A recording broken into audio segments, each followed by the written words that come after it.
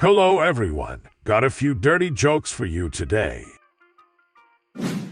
So the other day, this husband and wife are having a bit of a heated discussion. You know how it goes. When the wife says, "How could you do this to me?" And the husband, he's all confused, replies, "What did I do?" Then the wife drops the bombshell. "You slept with my sister, you bastard." Now, the husband, he's trying to explain himself, saying, "Well, when I went to work, she was lying naked on my table. And you know, she's an attractive woman. What did you expect me to do?" And then, without missing a beat, the wife fires back, "The damn autopsy."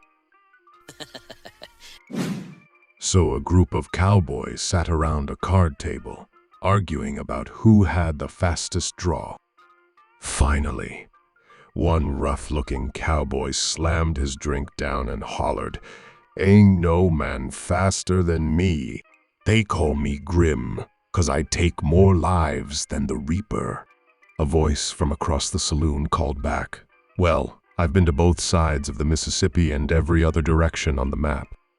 Ain't met a faster man than me. They call me Sixes 'cause I can draw and fire off 6 rounds before most men can even get their gun out to their holster." After some hootin' and hollerin' and eggin' on by the patrons, the two decided to head outside to settle who was the fastest draw. Out in the dusty street, now lined on both sides with saloon patrons, they stood back to back, each taking 30 paces before turning to face each other. In a flash, before Grim even knew what had happened, Sixes drew his gun and unloaded all 6 rounds. Grim stood stunned, his hand still resting on his holstered gun. He hadn't been hit. Turning his head toward the commotion on the side of the street, Grim saw 6 men lying dead on the ground. He turned back to Sixes, who smirked. "I said I was the fastest." "I never said nothing about accuracy." So a kid comes running home from school, drops his backpack, and says, "Dad, guess what? I made $5 today." His dad asks, "Really? How'd you do that?" The kid grins and says, "I didn't take the bus. I ran home behind it and saved the fare." The dad replies, "Brilliant. But why didn't you run behind a taxi and save $15 instead?" So a man and a woman are driving along when they spot a wounded skunk on the side of the road. They pull over, and the woman gets out, picks up the skunk, and brings it into the car. "Look," she says, "it's shivering. It must be cold. What should I do?" "Put it between your legs," the man replies. "But what about the smell?" she asks. He smirks and says, "Just hold its nose." So, an Army Ranger, a Recon Marine, a Navy SEAL, and a member of Delta Force are sitting around a campfire. The Army Ranger, bragging about his exploits, says, "You guys aren't so tough. I once parachuted down, marched 50 miles, and killed everyone in sight." The Recon Marine is unimpressed and says, "That's nothing. I once made a beach landing, marched 60 miles, and killed everyone in sight." The SEAL is unimpressed. He says, "That's nothing.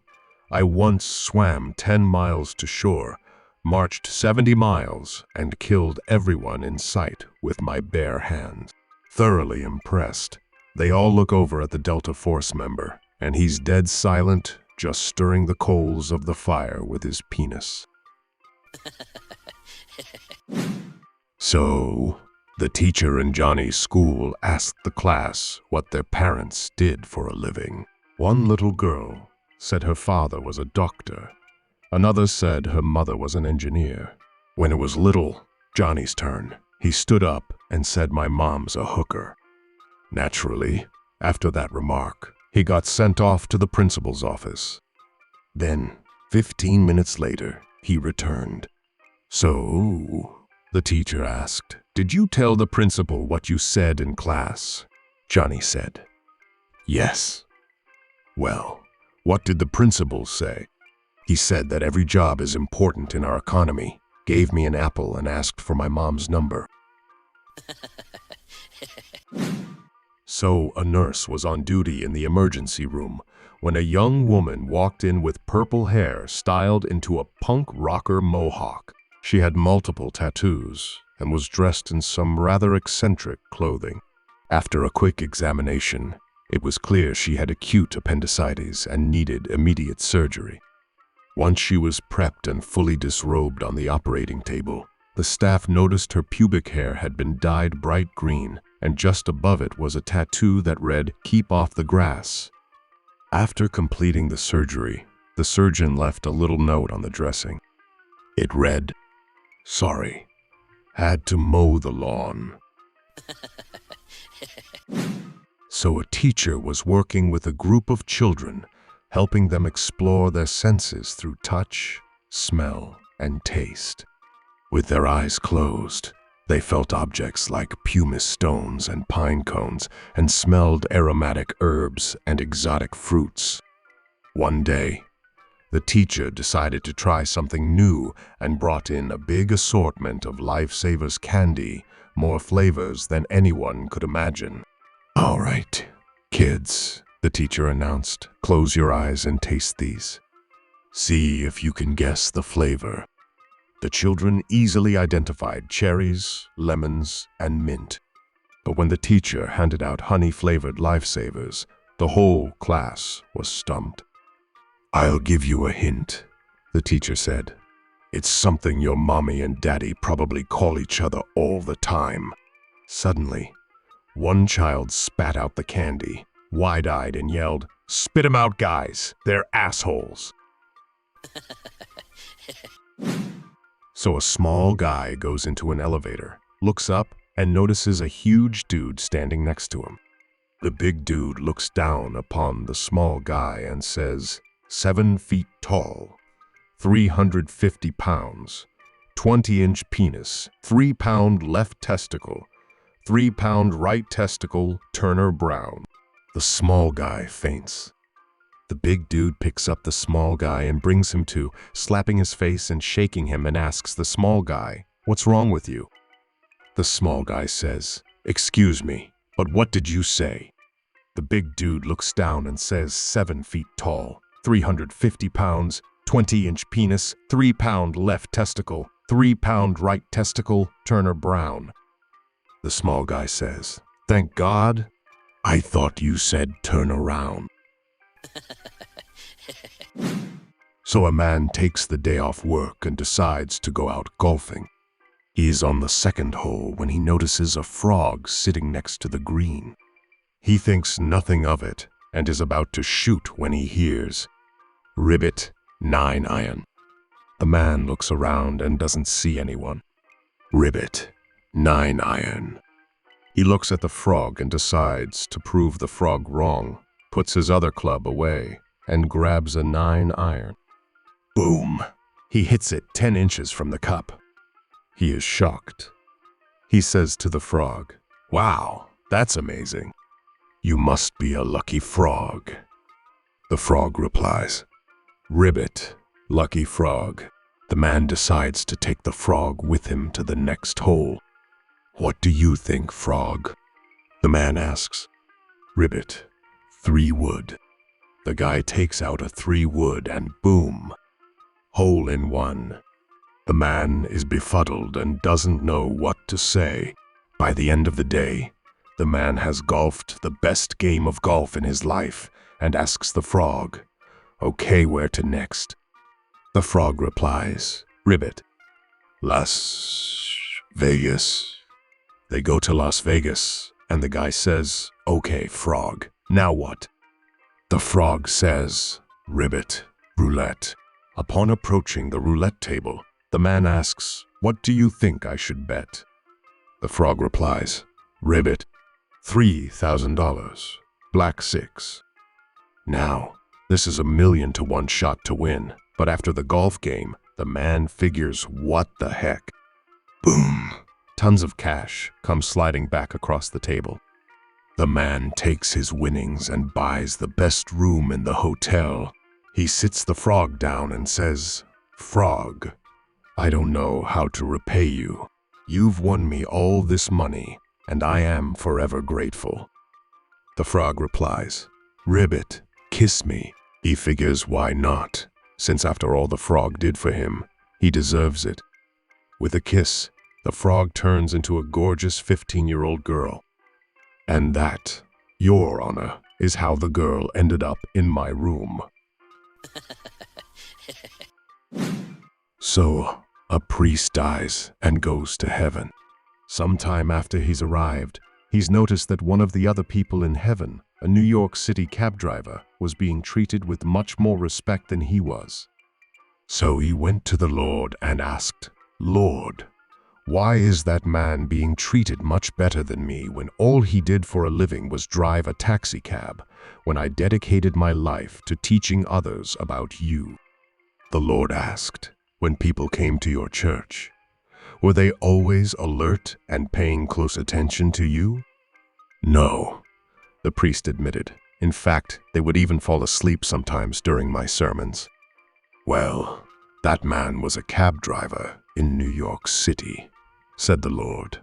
"And not only were the people he drove very wide awake, but they were usually praying." So a woman pregnant with her first child paid a visit to her obstetrician's office.